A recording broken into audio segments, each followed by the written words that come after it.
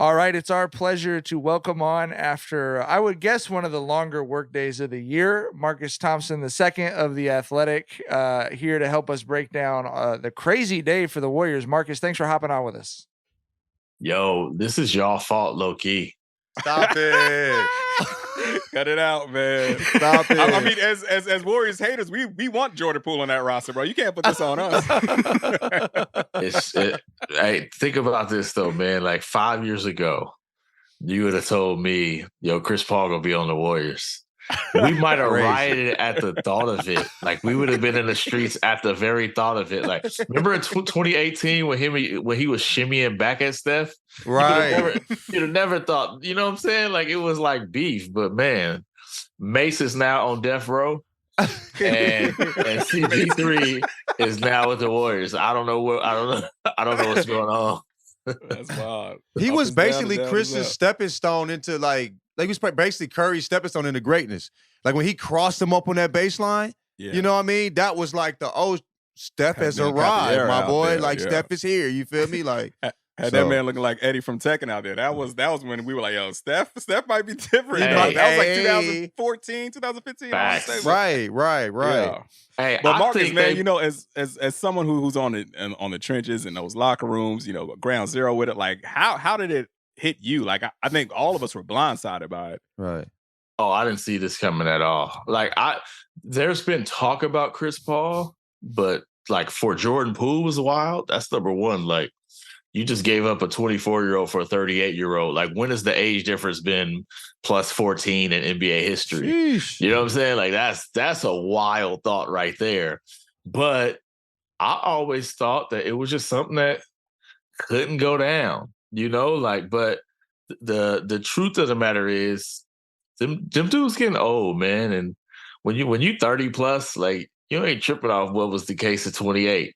And like that to me is where it's like, I respect it.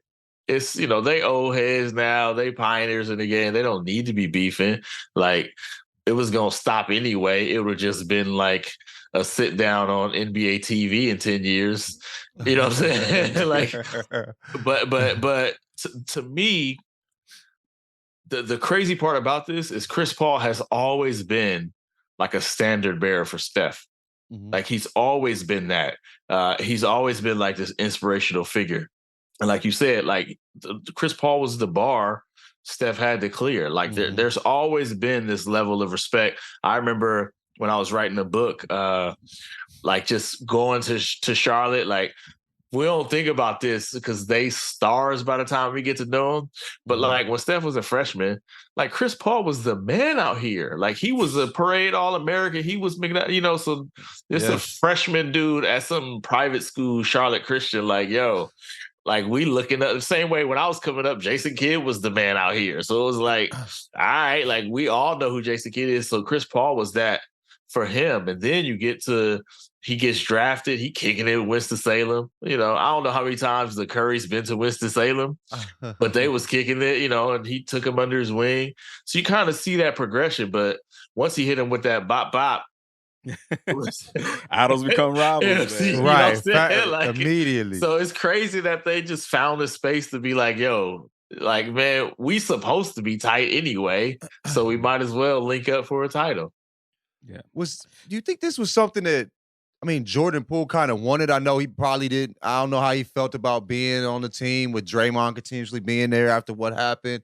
You know, but like he was just last year, we were thinking he was the future. He's, you know, he after Steph and them left, he was going to carry that, you know what I mean, carry the squad. He's going to be the future of the Warriors. How do you think how you looking at that? I think initially it was tough, but I do think he ain't mad. Okay. Like he gets his own team. He don't have to be around the dude who punched him, right? He don't have to do that whole let's act like we cool, yeah, right? Yeah. But also, like, to be honest, I think the bigger issue, because I do think they got to a point where they could play, and it was, you know, it was never going to be like it was, but, you know, it wasn't like bad. To me, the bigger issue was, here's a dude who was about to be making $30 million. Mm-hmm. Whenever somebody was hurt, he played his best. Like he's starting, you give him 30 minutes, he's starting. Like he averaging 25 as a starter. Like he carrying, like they 18-2 when Klay out. When Steph out, he like carrying the team. So he looking at this like, man, hold on. Like, you know, I'm doing the thing. I'm carrying us in moments, but then when they come, I got to go back to the bench. So I don't think that was the easy situation for him at all. So that's kind of out the way. I mean, it's got to be tough because like one kingdom was going to be Golden State and now the other one is the Wizards. Yeah. So it's, you know what I'm saying? It's like there's probably an L in there somewhere. But you know what I'm saying? Like King Joffrey Jeffrey was like, yo, you got all this and now you got queens, you feel me? Like but it's one of them situations where it's like, but it's mine though. Like he'll get unlimited shots, he'll get to show what he can do, right? Like he'll get the freedom to do it. And we'll see if he can do it when it's not like, all right, a 15-game stretch while somebody hurt. Like we'll see if he can do it full time. It's going to be one of those situations. We see this in the league all the time. We ain't going to hear about Jordan Poole until he do something crazy and end up on SportsCenter. And they're going to be like, hey, yo, he nice. And then you're going to look at his numbers. He's going to be averaging 24. He's going to be hitting all these three. You're going to be like, hey, man, y'all sleep on Jordan Poole. They really missed on him, right? But but it'll be like Bradley Beal. And then in 4 years. He's exactly like Bradley Beal. It's going to be exactly like Bradley Beal. It's going to be like, yo, he nice. And then he's going to get to a team where he can win. Like, that's going to be the trajectory. If he somehow turned the Wizards into something, though, then it was a problem because then they just gave up the Steph Curry heir apparent for like Chris Paul. Like that'll be a tough pill to swallow. That's basically what they were. Yeah, that's basically what they were like. You know, when they signed that deal, that's what we thought he was going to be. You feel me? But you know, we all watched the playoffs. You know, and I was a bit. I like Poole. I think his game is good. I think he's just one of those. Some players, man, they just got that little extra. Like where you kind of just got to deal with what they don't do because they do what other people don't do. Like he got that. Like it's all good. Say he don't play defense. He's turning the ball over, but he'll hit you with 30, right? Like so. For sure. If you could figure out the other stuff, like everybody ain't just dropping 30 in the playoffs, right? In Memphis on the road, right? So it's like figure that other stuff out. So I do like him, but we did watch the playoffs, like you know what I'm saying? It happened. Like it's hard to. I can see why they're like, we thought you would be the heir apparent, but whatever percentage we thought is definitely lower now. So we might as well just lean in to Steph Curry right now. Right. How much of them parting ways with Jordan did because you know, like you mentioned, you know, he stunk it up this postseason.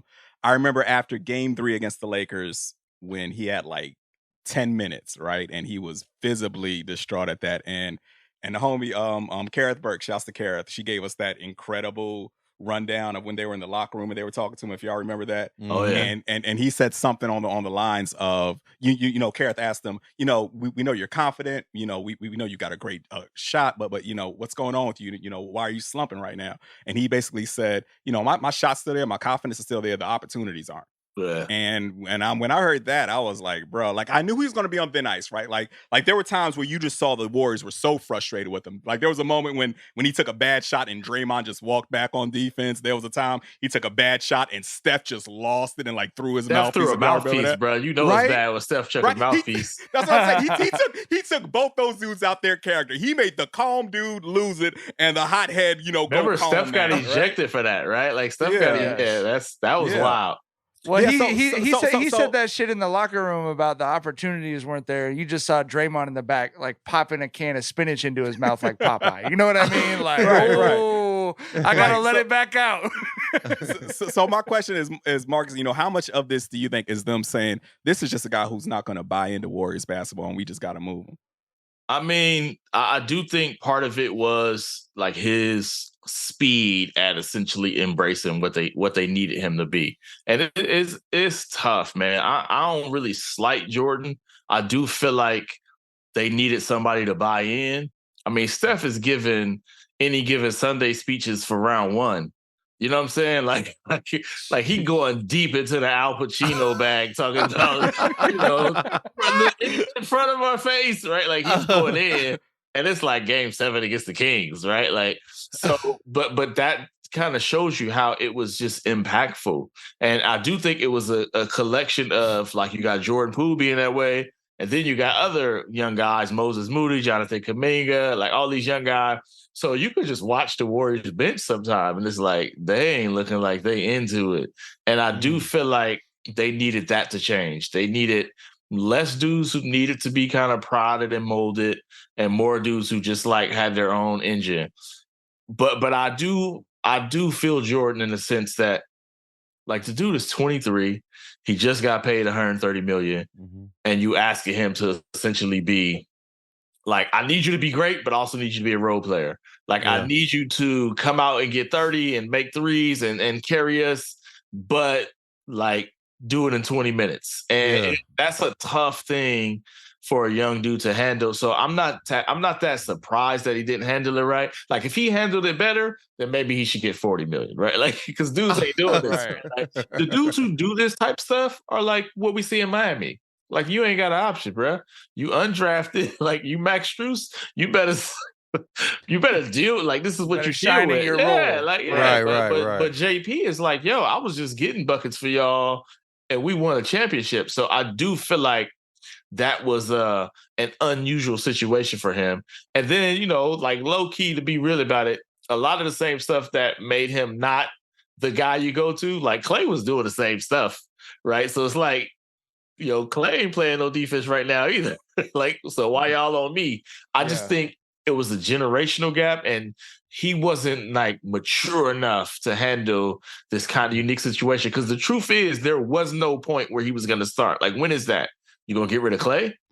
You ain't getting rid of Steph. So when, like, it would be one thing if it's like, all right, bro, just sit down. Next year we got you.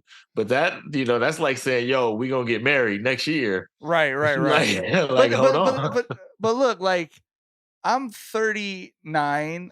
We never miss a payment on the mortgage. My kids get to school on time every day. I consider myself to be a very mature person. I'm not mature enough to have a dude who sucker punched me sitting next to me, and I got to be cool. And then, okay, I get to a point where I'm cool, and now I got to listen to my coach talk about how great his intangibles are, like during the playoffs and shit. You know, like, I don't think I'm mature enough to handle that. I understand a 23-year-old who rightfully feels like he's the shit having a hard time swallowing that. There's not a lot of human beings I could name who've succeeded in a situation like that. I mean, it's tough, right? I just feel like that's the whole Warrior situation, man. It's a bunch of dudes who, in any other situation, they'd be playing.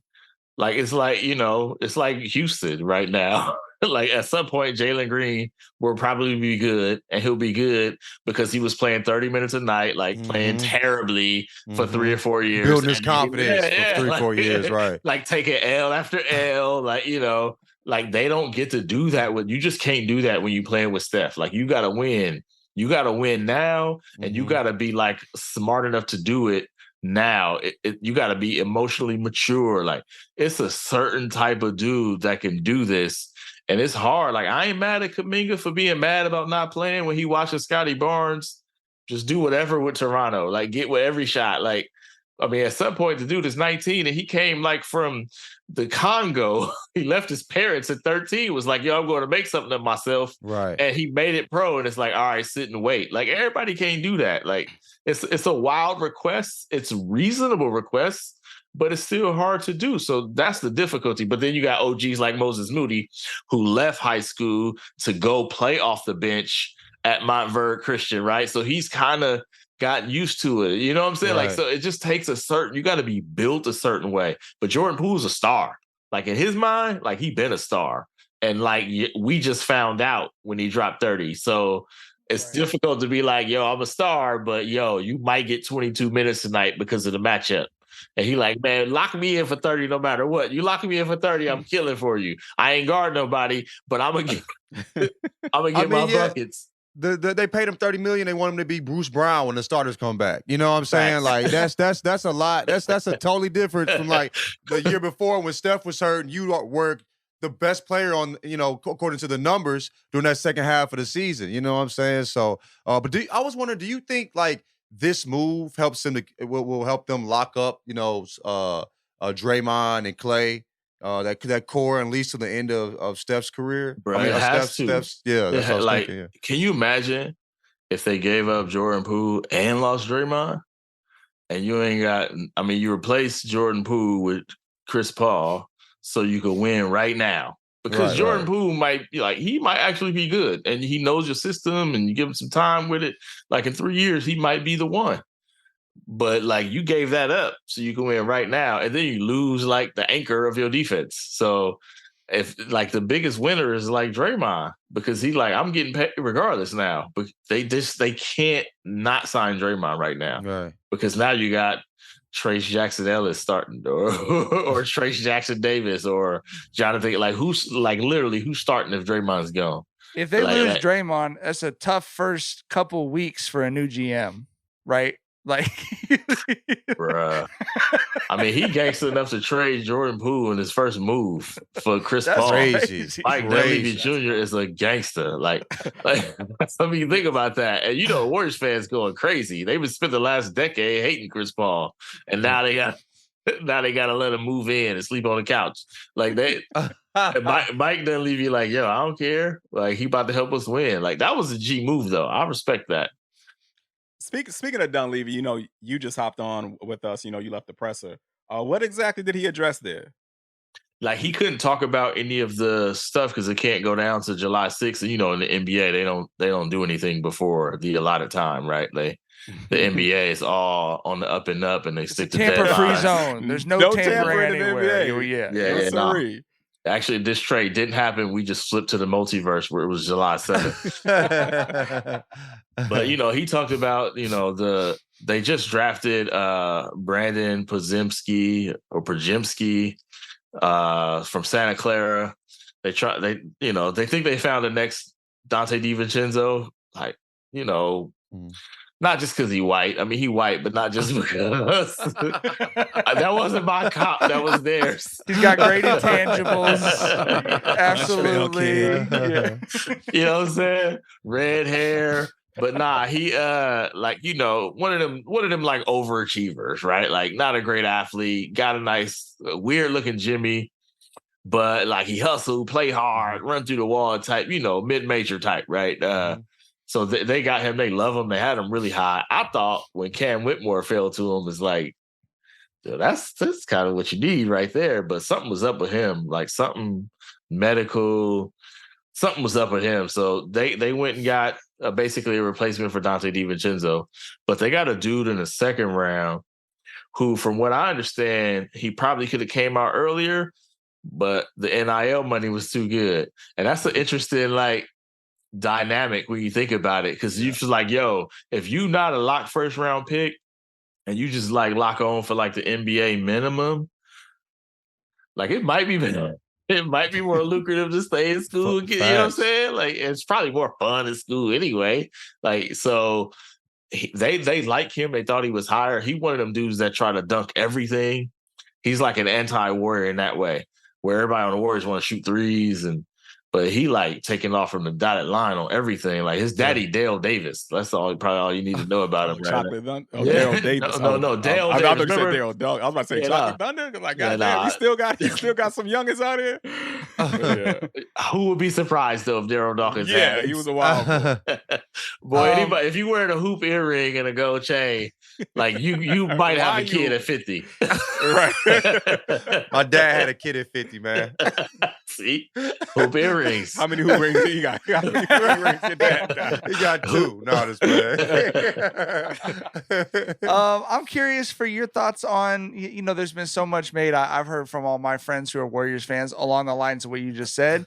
This is the dude we hate. This is the dick puncher we don't like. You know what I mean? Like, you know, they're trying to wrap their heads around it. But I'm curious, just, you know the team as well as anybody. How do you think he fits? You know, I mean, what do you think this looks like next year? How does this change the team? Because you're replacing, you're taking out a dude who had that ceiling, right? You mentioned the 30-point ceiling, big ceiling, and you're bringing in a dude who, you know, obviously the injury profile the last couple of years is what it is, and it is not out here running off balls, scoring 30 points a game. So what do you think this does for the Warriors? Too, you know what I mean? This is one of the most interesting, like, plug in play type dudes the Warriors have gotten. Like KD was like, it was very obvious how, you know what I'm saying? Like, it was like, all right, like, I see this. Even like with Dante DiVincenzo, Iguodala, like with Chris Paul, first off, I think we getting a different Chris Paul, like a Chris Paul who is clearly so fed up with not winning that he's like, I'll eat all that. Like, I'll eat it. I don't care. I just want to win, right? And obviously he's older now. He's pushing 40. You know, he's writing books and stuff. Like, he's obviously got, you know what I'm saying? He's obviously got some perspective about him. And whatever it used to be, you know, like they clearly are like, he wants to win. I think he fits from a couple of standpoints. Like, if you watch the Warriors, you know, like their Achilles heel is turnovers. I mean, they just feed. They're like a soup kitchen for other teams. They just feed. You know what I'm saying? It's like turnovers. Like, go ahead, run it. And he ends that. Like, the dude just don't turn the ball over, right? Like, he's one of the legit. That assist turnover ratio would be crazy. It's like 4-1 or some shit. It's crazy too, because we used to judge Steph by that. Be like, man, he ain't no point guard. His assist ratio is only 1.5 to 1. Like, and Chris Paul be like 1,000 to 2, right? Like, but it's wild how that works. But like, he's the thing that they need, that Kevin Durant gave them, that Andre Iguodala gave them, is when Steph is off the ball, especially because when he's on the ball, they just probably gonna trap him anyway. Like, you just gotta put the ball in the hands of somebody who not gonna give you a heart attack, right? And that's like, they didn't have that. As good as Jordan Poole was at times, like there was times where he was gonna give you a heart attack. Like when he shot a 40-footer, when there was so much, you know what I mean? You know what I'm saying? In that playoff game, you feel me? Like, come on, bro. Chris Paul, you could be like, all right, y'all want to trap Steph? Y'all want to blitz him? Okay, we're going to put the ball in the hands of arguably the greatest point guard, decision maker, floor general of all time. And we're going to see what you like now, what you going to do. And you got Klay, and you got Steph, and you got Wiggs, and you got Draymond setting screens, right? Like, and now another part that's open is I think I've always thought Steph should do this more, is that mid-range. Like, this dude is going to get to his spot and he's going to get the shot. The Warriors don't have dudes who make twos. Like, they just don't have the tough two maker. It was Wiggins, but Wiggins, you know, he just had a rough year. It wasn't a Wiggins year. But they don't have nobody who's like, all right, man, look, y'all play hoop, you know, like the threes is cool. But when you win championships, man, you got to get a bucket. Right. Like, it can't be about like shooting threes. That's a low percentage shot. And so they, like, Chris Paul, especially if the floor is spread, he can go get you a bucket. Like, he's 5'11", but he can go get you a bucket. I think that helps. The fact that they don't have to, like, Steph ain't gonna have to give a speech to Chris Paul before Game 7 in Sacramento, right? He ain't gonna have to give y'all get on the bus or stay home speech. Like, you ain't got to get at the Chris Paul, right? And also, like, Chris Paul can do some of the helping with the mentor and with the manager. So I do feel like there's, like, in the most ideal setup, like, he will help them. If he's on the court at the end of the game, right now, they're a better team than when Jordan Poole's on the court at the end of the game, right? Like, if the ball in his hands. The question is, will he be on the court? because his injuries. And the thing about this, I ain't even noticed. Y'all ain't even tell me. This is where y'all let me down. I was looking at his minutes. I didn't realize Monty Williams was like running at. He was playing 37, 38, 39, 40. It's like, that's why he blew out his hammy. He didn't catch the reputation for it that Steve Nash did, because everyone in the media likes Monty Williams, and I also like Monty Williams. But KD was up in the mid 40s in the playoffs. He was doing the exact same shit, bro. That dude was doing donuts on some ball tires. Like, come on, bro. Like, you gotta relax, B. Like, calm down. That's the advantage. Like, he'll have. Like, they won't need him to play 38. Like, Steph don't even play 38 minutes. Like, Steve Kerr will lose a game if it means, like, Steph 36 minutes. Boy, it better be an emergency for him to get to 38. Like, they not playing. He has championship goggles. He has exactly. He's like, I'm not that worried about April 2nd. It doesn't matter that much to me. I wouldn't be surprised if Chris Paul averaged like 26 minutes and save him. Yeah, I mean, it don't stop hammies from, you know what I'm saying? But, like, they will do the things that make you say, we need you for this part of the year. But, man, if you get to that second round and you play in Denver and he come up lame, oh, this one gonna hurt. like this one gonna hurt tough because that's JP's role. And JP there every night. Like, dude got stole on, video leaked, and he showed up every day, every game. Like, he didn't miss nothing. Every practice, every game, he was there. And availability matters. I guess it do if you're playing well, because he was on the bench for some of those. But like, if CP's on the court, you feel like they're just a better, more under control team. They're smaller though, and I don't know what they did. Like, I was at the finals, man.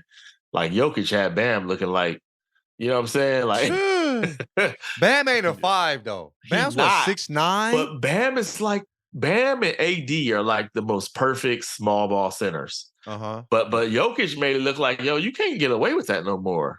Yeah. Like, you need to, just Denver in general, like Aaron Gordon, like MPJ, these is not little dudes, man. Like, they was trying to put Gabe Vincent switching on Aaron Gordon. It's like, them days might be taking the L where you could just play 5 smalls like that. So I don't know like how that's going to work. They didn't really get bigger. They actually got smaller. But on offense, I think they're more solid, right? Like, in the end of the game, they're more solid.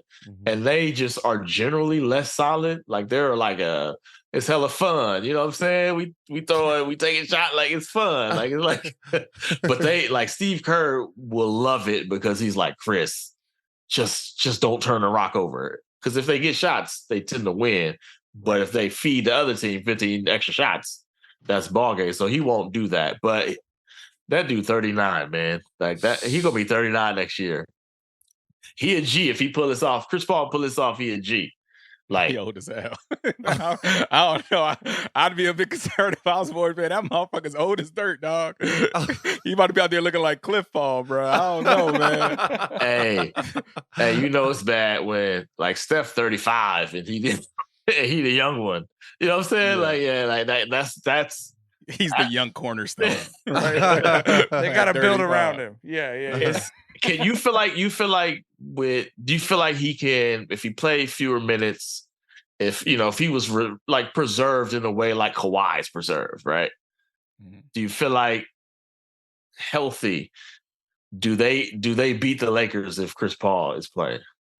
I mean, how healthy is Bron going to be? Because now we're just dealing with, the old folks home here, right? But facts, yeah. We're dealing with hypotheticals on some old ass fucking ligaments. Yeah. Right. But I will say this, right? Like, Moses Moody looks primed to have an incredible season this season. And Chris Paul, if you get a big like Chris Paul, that's what he does, bro. He maximizes your big. So I'm very much looking forward to what he pulls off. It seemed like Kuminga, right? Kuminga should be like, he should be able to dust off Kuminga. I just want to see Warriors fans like how this happened when Chris Paul go out and drop 25. Is it like a reserve kind of, or do they just lean in? Like, I mean, bro, this has been since Lob City. Like, this been since the crossover, right. Like 10 years. Right. It's like, bro, the Warriors had to knock off the Clippers to show that they really arrived. Like, they were in their way. The Chris Paul. Remember, Clippers. they won a title, and it was like Doc Rivers and them talking about they got lucky. Remember, like, and then and Klay Thompson was eating on flower seeds. Like why y'all ain't win that series? And, you know what I'm saying? Like, I remember that vividly. Yeah, man, there's history out here between this. Like, that's, man, this feel like that scene when the Crips and the Bloods hold up the rag. It's only temporary though, and you know what I mean. But they come on, man. It's North Carolina. We need Petey Pablo at a game, like waving the flag, like F and CP3 together. Come on, man. J. Cole in the building. Let's go.